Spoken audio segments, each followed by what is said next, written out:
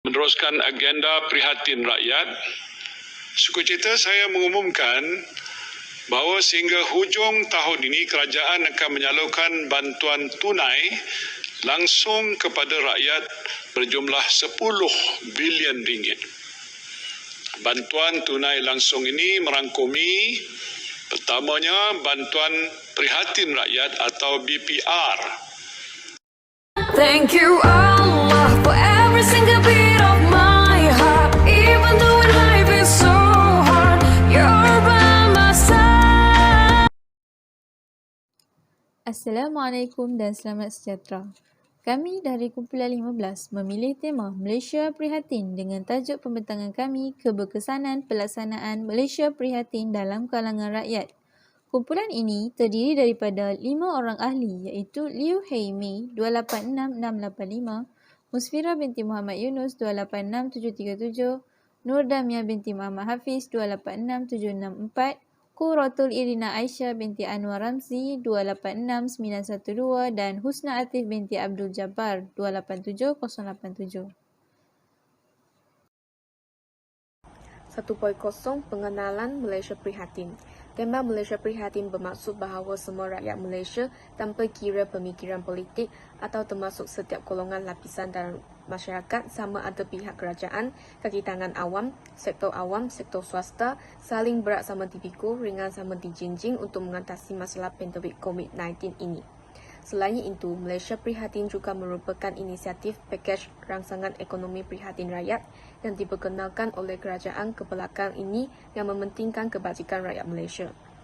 Di samping itu, semangat Malaysia Prihatin dapat memupuk rasa cintakan negara dan semangat patriotisme dalam kalangan rakyat Malaysia dengan gabungan perkataan Malaysia dan Prihatin. Akhir sekali, Malaysia Prihatin juga adalah tema sambutan pagi tahun 2021 ini untuk menentang COVID-19 yang terlibat dengan semua pihak yang tiada terkecuali. 0. Penyelesaian masalah. Kajian ini dilakukan untuk membincangkan masalah rakyat Malaysia kurang prihatin. Pada masa ini, rakyat Malaysia menjadi semakin kurang prihatin antara satu sama lain. Ini menyebabkan kekurangan perpatuan antara rakyat dan menimbulkan pertikaian. Cara penyelesaian ialah kerajaan menetapkan perlembagaan persekutuan, rukun negara dan pengajian konsep Malaysia Prihatin sebagai mata pelajaran yang wajib diperkenalkan oleh pihak sekolah. Selain itu, organisasi masyarakat sivil dan NGO digalakkan untuk mengancur sesi pendengaran prinsip asal unsur pembinaan negara bangsa dalam konsep Malaysia Prihatin. Selain itu, rangkaian radio dan televisyen di Malaysia seperti RDM dan media prima mesti mewujudkan program penerangan serta penghayatan konsep Malaysia Prihatin. Akhir sekali, kerajaan mengarahkan ahli akademik dan penulis terkenal menulis buku mengupas konsep Malaysia Prihatin. Antara sebab-sebab menyelesaikan masalah ini untuk meningkatkan persatuan dan keharmonian dalam kalangan rakyat Malaysia dan imej negara ditingkatkan dengan menunjukkan keharmonian antara kaum. Seterusnya, 3.0 Tujuan dan objektif. Kajian ini bertujuan untuk memberi kesedaran kepada rakyat mengenai keberkesanan pelaksanaan Malaysia Prihatin. Kajian ini juga bertujuan untuk membantu meningkatkan lagi keprihatinan rakyat dengan memberi pencerahan mengenai kepentingan nilai prihatin dalam diri setiap rakyat dan juga kesan jika nilai prihatin ini diterapkan dalam diri setiap rakyat tanpa mengira kaum. Selain itu, kajian ini juga membantu mengeratkan lagi hubungan silaturahim antara kaum di Malaysia. Objektif kajian. Objektif kajian yang pertama ialah mengenal pasti kepentingan Malaysia Prihatin dalam kalangan rakyat.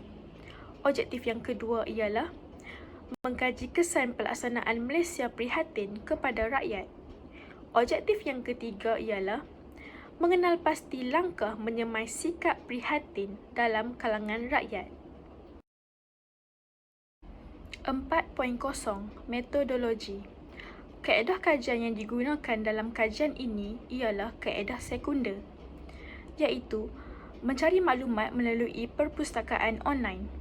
Maklumat diperoleh daripada buku-buku ilmiah, artikel dan jurnal. Seterusnya, Maklumat diperoleh daripada penyelidikan melalui internet. Maklumat didapati daripada artikel, jurnal dan juga akhbar-akhbar online.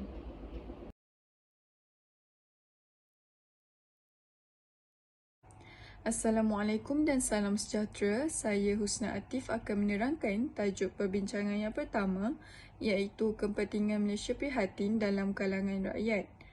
Kepentingan Malaysia prihatin yang pertama adalah untuk meningkatkan perpaduan dalam kalangan masyarakat Malaysia.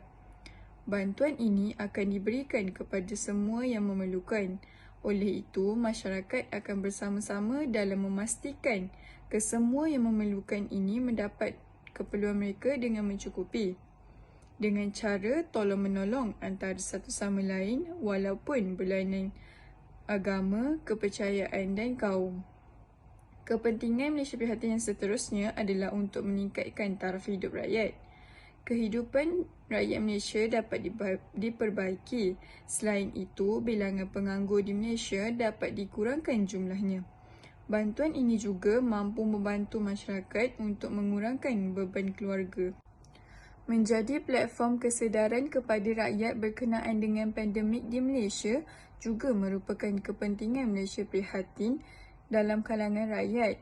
Melalui Malaysia prihatin, rakyat akan diberi kesedaran tentang kegunaan MySejahtera bagi kehidupan norma baru pada masa ini, terutamanya bagi golongan warga emas.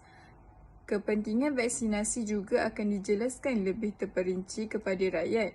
Berita terkini berkenaan dengan COVID-19 di Malaysia dan di dunia dapat diperoleh dengan lebih jelas oleh rakyat. Sekian daripada saya.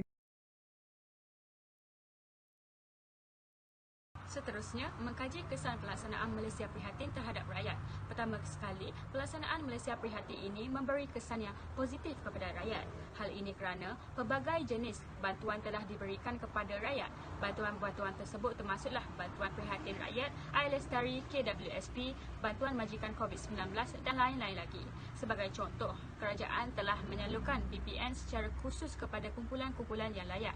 Bantuan-bantuan ini sedikit sebanyak dapat meringankan beban bagi keluarga-keluarga yang terjejas. Selain itu, pelaksanaan Malaysia Prihatin juga telah melahirkan perasaan saling bantu-membantu antara satu sama lain. Bantuan ini bukan hanya diberi dalam bentuk kewangan, namun ianya disalurkan dalam pelbagai bentuk. Hal ini terbukti apabila terdapat segelintir pre-profession yang bekerjasama antara satu sama lain dalam menjahit set PPE dan perlindungan muka untuk diserahkan kepada pihak hospital di Hospital Kuala Lumpur pada permulaan negara berdepan dengan COVID-19 ini. Bukan itu sahaja, pelaksanaan Malaysia Prihatin juga telah memupuk perpaduan di antara kaum. Hal ini dapat dilihat apabila wujudnya pelbagai cabaran yang perlu dihadapi, terutamanya dalam usaha menempuhi penyebaran wabak COVID-19 yang semakin hari semakin meningkat di Malaysia. Akhir sekali, semangat patriotisme dan jati diri juga merupakan antara kesan pelaksanaan Malaysia Prihatin, terutamanya di kalangan generasi muda.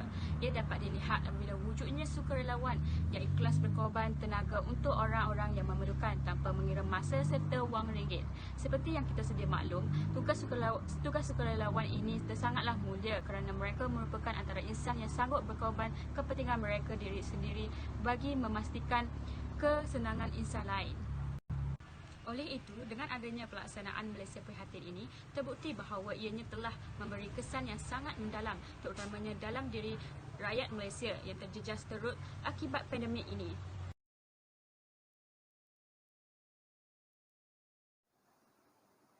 Assalamualaikum dan selamat sejahtera. Nama saya Musfira binti Muhammad Yunus.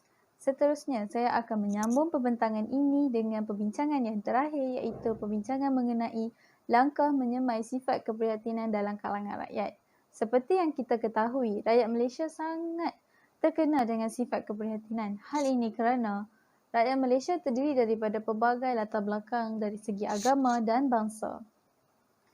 Terdapat 3 pihak yang terlibat dalam menyemai sifat keprihatinan dalam kalangan rakyat. Yang pertama adalah pihak ibu bapa, seterusnya pihak kerajaan dan pihak sekolah. Seterusnya, sebagai ibu bapa yang bertanggungjawab, ibu bapa perlu mendidik anak-anak tentang sikap prihatin. Hal ini kerana ibu bapa merupakan pihak yang paling penting dalam membentuk jati diri anak-anak. Jika ibu bapa merupakan seorang yang penyayang, maka akhlak anaknya juga akan terbentuk melalui kelakuan ibu bapa. Bagi pihak sekolah merupakan komuniti yang penting dalam mendedahkan nilai-nilai murni kepada para pelajar. Memandangkan rakyat Malaysia terdiri daripada rakyat yang berbilang kaum, guru perlulah menyebarkan ilmu kemasyarakatan yang sesuai. Akhir sekali, bagi pihak kerajaan perlu mengadakan kempen pembentukan masyarakat yang penyayang. Dengan adanya kempen ini, rakyat akan lebih sedar tentang kebaikan menjadi rakyat yang prihatin. Pihak kerajaan juga perlu menyerapkan nilai-nilai murni kepada setiap kaki tangan kerajaan agar segala nilai ini dapat disebarkan dengan lebih luas kepada rakyat. Keprihatinan rakyat dapat dibentuk dengan kerajaan yang prihatin. Kerajaan yang prihatin mencerminkan rakyat yang sejahtera. Sekian daripada saya. 6.0 Kesimpulan. Dengan melakukan kajian ini, pengkaji mendapati bahawa rakyat semakin prihatin antara satu sama lain tanpa mengira budaya, bangsa dan agama. Pengkaji juga mendapati bahawa perpaduan dan taraf hidup masyarakat semakin meningkat. Kajian ini juga membantu melahirkan sifat saling bantu-membantu antara masyarakat berbilang kaum. Oleh itu, masyarakat hendaklah mementingkan nilai-nilai murni dalam kehidupan seharian agar Malaysia menjadi sebuah negara yang aman dan harmoni.